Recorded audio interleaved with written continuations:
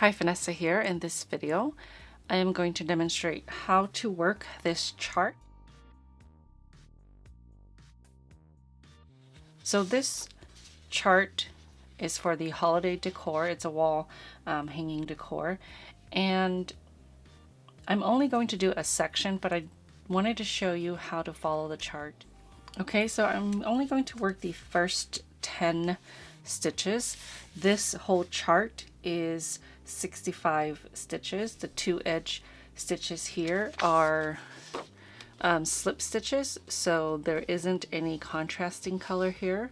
So the main color is this red, and then the contrasting color is the white. Special thanks to Joanne Stores for sponsoring today's video tutorial. So I'm using Big Twist Natural Blend. This is a category 6. It's a super bulky weight yarn. This is 96 meters, 105 yards. This one is winter white, and this one is crimson red. I only used one ball of each. So for this project, it was about 26 inches wide. So I actually used two sets of circular needles, and they were US 13, 9 millimeters. For this tutorial, I'm just going to use these straight needles here. They're not even the correct size, but this is just the tutorial, so I'm going to be using these, and grab a pair of scissors and a tapestry needle. All right, let's get started.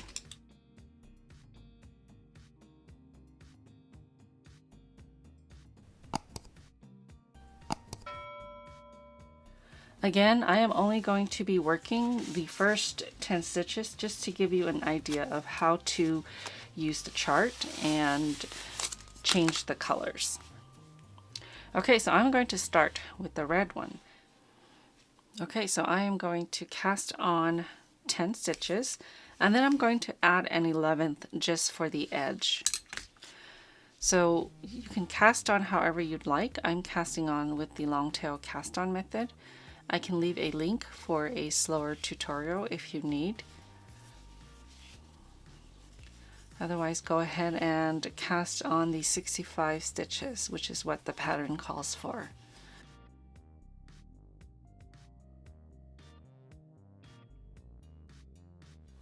So looking at the chart, the very first row starts on the left side, which means that that is the wrong side of the work, and you're going to purl all of the stitches with the main color.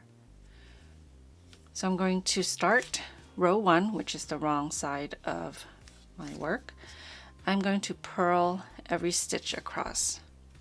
So insert your needle and purl the first stitch, and then just continue to work a purl stitch in every stitch across.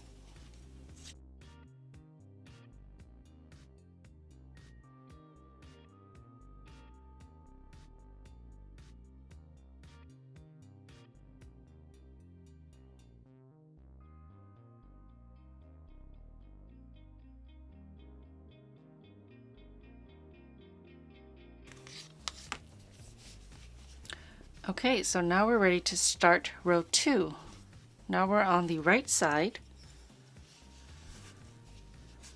The first and last stitch is always going to be slip knitwise with your yarn in the back.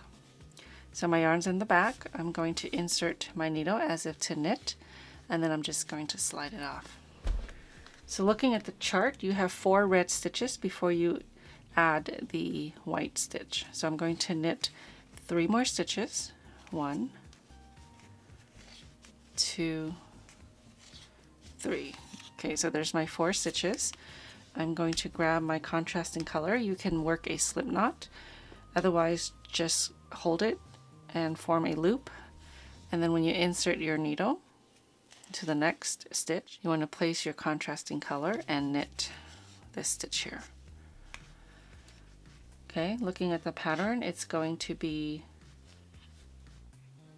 5 red, 1 white, 5 red, 1 white. Since I only have 6 stitches and the last one is my edge stitch, I'm just going to work the 5 main color stitches. But of course you'll have 65 stitches and you'll continue the 5 red, 1 white pattern. Okay, last stitch. Always slip knitwise with your yarn in the back. Row 3, we're going to just purl all stitches. Again, I just want to remind you this is a sample. I'm only working the first 10 stitches plus 1 more for the edge. Looking at the chart, we're going to work from the left to the right. So you will start here where row 3 starts with 1 red and then a white. 1, 2, 3 red and then 1, 2, 3 white. So it's 3 red, 3 white, 3 red, 3 white. Okay, so I'm just working these 11 stitches, so I'm going to start with main color, contrasting, and then 3 here, and then ending with 3 there. Okay, so my first stitch is purl.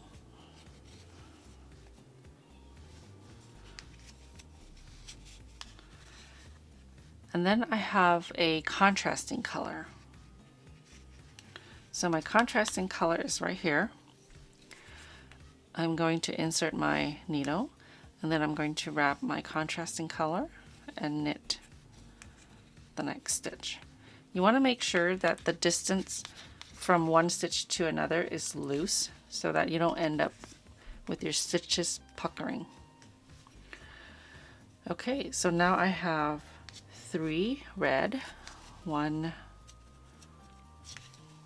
2, 3, and then I have 3 white. 1, 2, and 3.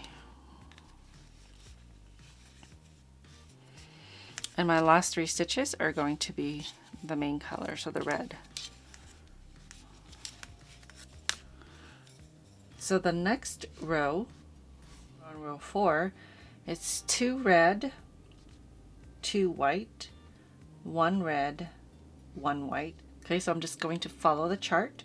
The first 2 stitches are red, and the first one on the right side is always slip knitwise.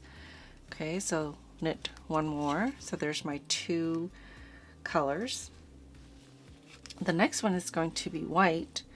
I'm going to pick up my white color and knit that stitch.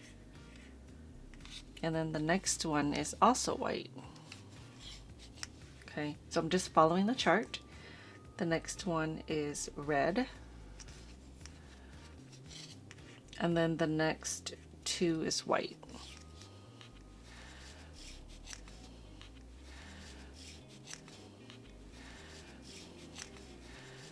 So it's 1 main color and then 2 contrasting colors. And that's what you're going to repeat all the way across to the end. I only have the 10 stitches in this sample. So when I get back here towards the 10th stitch, I have my 2 white. And then my last stitch is going to be slipped knitwise. So there's row 4. Now I'm going to turn. Okay, going back the other direction. Row 5 starts with 2 red and 3 white. In my sample, I need to start with 2 red and then I'm going to go straight into the 3 white. So 2 red, 1, 2, and then I have 3 white. 1,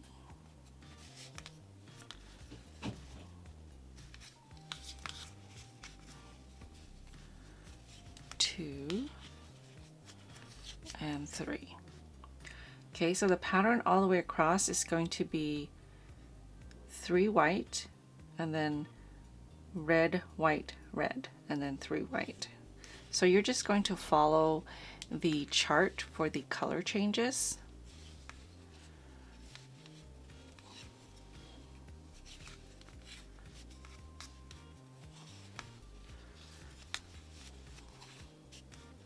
Okay, I'm at the last 2 stitches. It's going to be white and 1 red.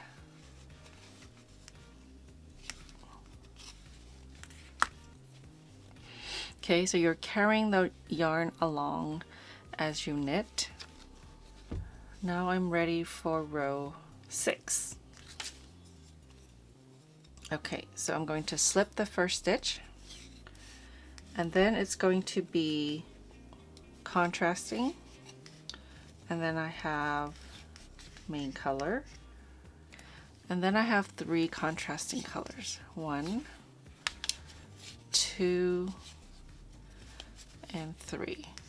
Okay, main color, contrasting color, and then main color.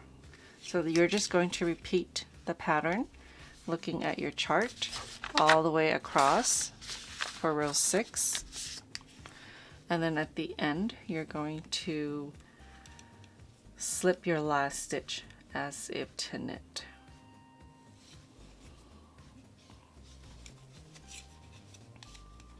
Okay, slip the last stitch. So that's row 6. Okay, so you can see the pattern starting to take shape. So right here on row 10, you have nothing but main color. You can just pick up the contrasting color as you work in this direction. So I would pick up every 4 to 5 stitches. And how you do that is you would twist your yarn like this, so that when you continue to work with the other color, you've picked up this color. And then in spaces where you have a long stretch of one color, you'll also do a pickup somewhere in between those stitches. For me, it's about 4 to 5 stitches. It depends on what you're comfortable with. I wouldn't go more than 5 stitches without picking up your other color. So I'm going to knit across in this direction, and then I'm going to show you how to pick up your strands as you go. So 7 is main color, and then it's going to be 2 contrasting colors. 1,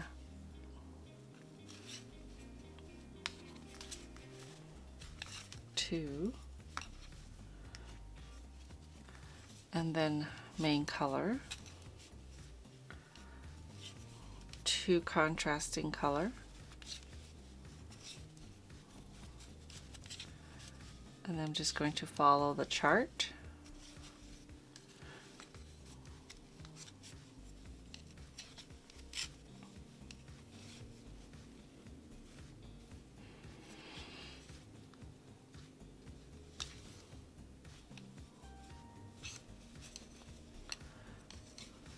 Okay, my last 2 stitches is going to be main color.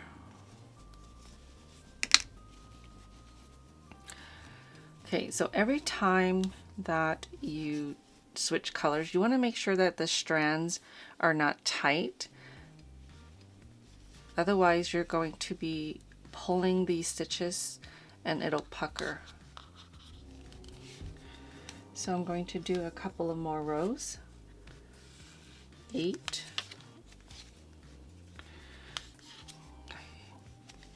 I've got 1 red, white, white,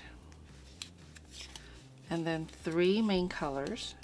1, 2, 3, and then 3 contrasting. So for row 8, that's the pattern.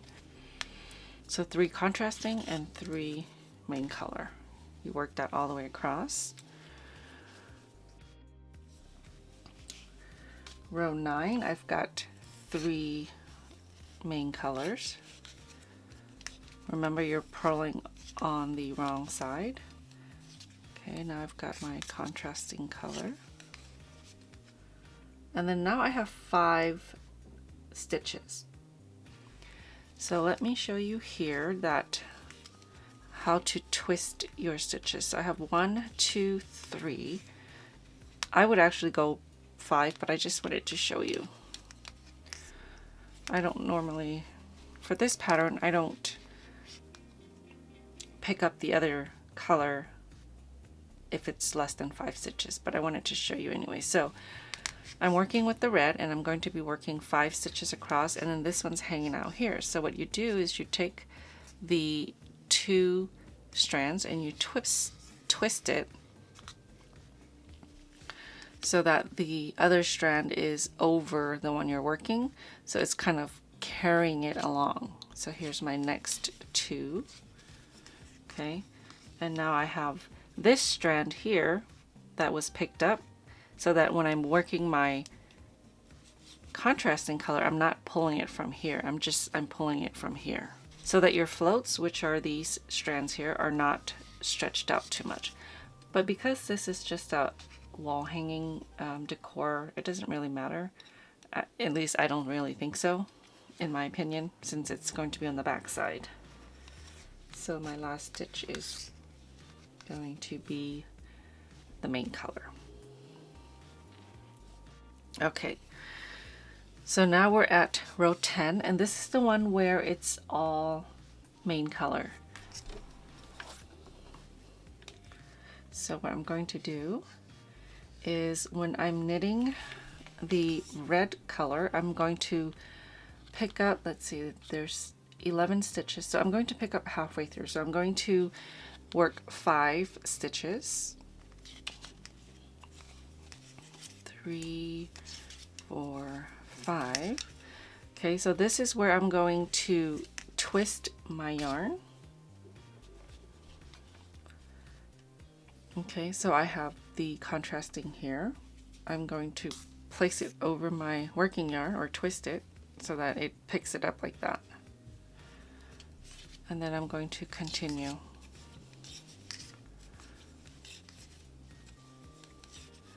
Okay, let's do that one more time. I'm only working 11 stitches, but you'll have 65, so you'll want to do this every 4 or 5 stitches.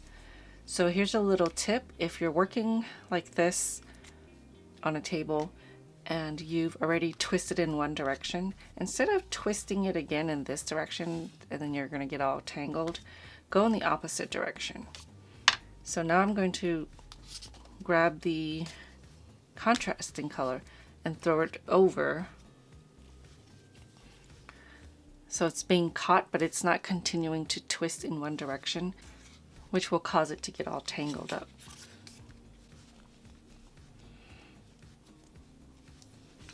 So there's the beginning part right here, rows 1 through 10.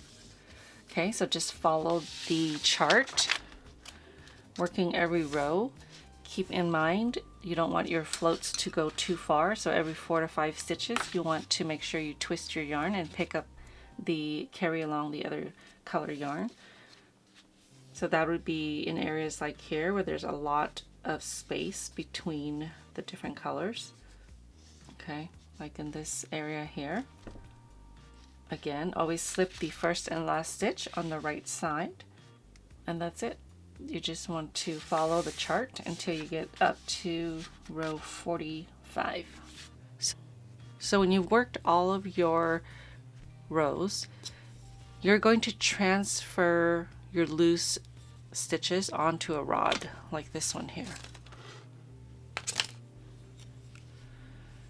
If you were making a smaller panel, let's say you decided to use worsted weight, which will make it a little bit smaller. If you have a long enough needle, you can just leave it on the needle like this and hang it up like this. The chart will come in sections. So here's a section here, here's a section here, and a section here. You can always divide them up and have 3 different pieces. I mean, it's really up to you. There's a lot of different options you can do to knit up this piece here. So this is my finished piece. So I have a wooden dowel here, and I really wanted to use more of a natural stick, like a branch or something. I just didn't have time to find one. So this is just a regular wooden dowel. And this is something I had in the house, so I don't know what the size is, but I do know they have it at Joann's stores. So all you need to do is just transfer your stitches onto this dowel. And basically you're slipping it purlwise so that you're not twisting the stitches. Okay, so they're all transferred onto the dowel, and I'm just going to slide it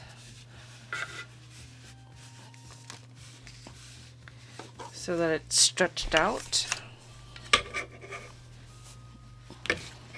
Okay, evenly. Now you can, prior to slipping it onto the dowel, you can cut it if you need to. So there's about this much space left on each side of mine. I'm just going to leave it. I actually thought about shaping the edges so that it looks like one long double-pointed needle. That's an option, but I'm just going to leave this one as is. Maybe I'll do it later in the future. Okay, so I have everything on my dowel. Okay, so this is what I have left of my yarn. You can use a different color if you want. You can use the white one if you run out of the red yarn, but this was what I had on my work. So you can also use a crochet hook to make this piece here where you're going to hang your piece, or you could knit a cord. I'm just using the plain old strand, just the yarn itself. I've placed it on my tapestry needle, and then I'm going to go through the back here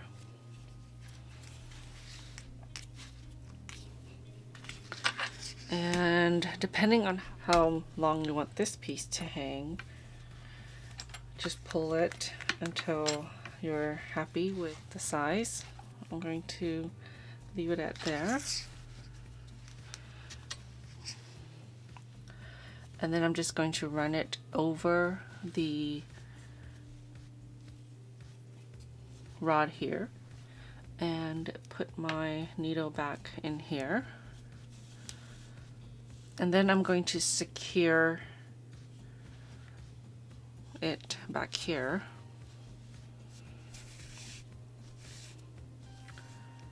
And then I'm going to cut this off. You can weave in your ends if you want. I'm just going to cut it. Okay, so now I have a couple of other ends to weave, and then I'm done.